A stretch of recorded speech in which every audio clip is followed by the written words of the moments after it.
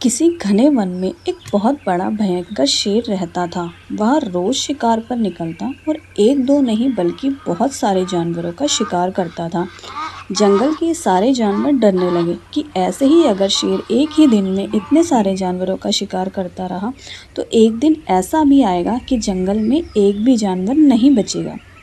एक दिन जंगल के सभी जानवरों ने मिलकर इस बारे में सोचा और उन्होंने यह तय किया कि वह शेर के पास जाकर इस बारे में बात करेंगे। सारे जानवर शेर के पास गए और शेर और जानवरों के बीच एक समझौता हुआ कि हर रोज एक प्राणी शेर के भोजन के लिए शेर की गुफा में जाएगा। अब रोज एक प्राणी शेर के भोजन के लिए शेर की गुफा में जाता था। एक दिन खरगोश की बारी आई। उसे शेर के भोजन के समय तक उसकी गुफा में पहुंचना था। खरगोश बहुत ही चतुर था। उसने दुष्ट शेर को खत्म करने की योजना बनाई। खरगोश जानबूझकर देर से शेर के पास पहुंचा। अब तक शेर के भोजन का समय बीत चुका था।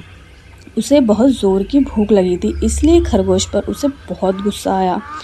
तुमने आने में इतनी देरी क्यों कर दी? शेर ने गरजते हुए पूछा। महाराज क्या करूं? खरगोश ने बहुत ही नम्रतापूर्वक जवाब दिया। रास्ते में एक दूसरा शेर मिल गया था। वह मेरा पीछा करने लगा। बहुत ही मुश्किल से मैं उससे पीछा छुड़ाकर यहाँ आपके पास आया हूँ।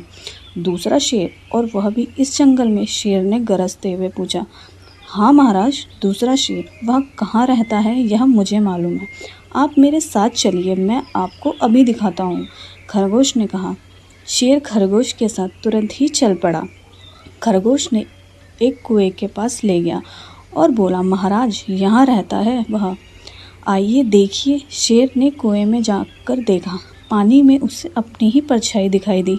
उसने उस परछाई को ही दूसरा शेर समझ लिया और गुस्से में आकर जोर से गर्जना की।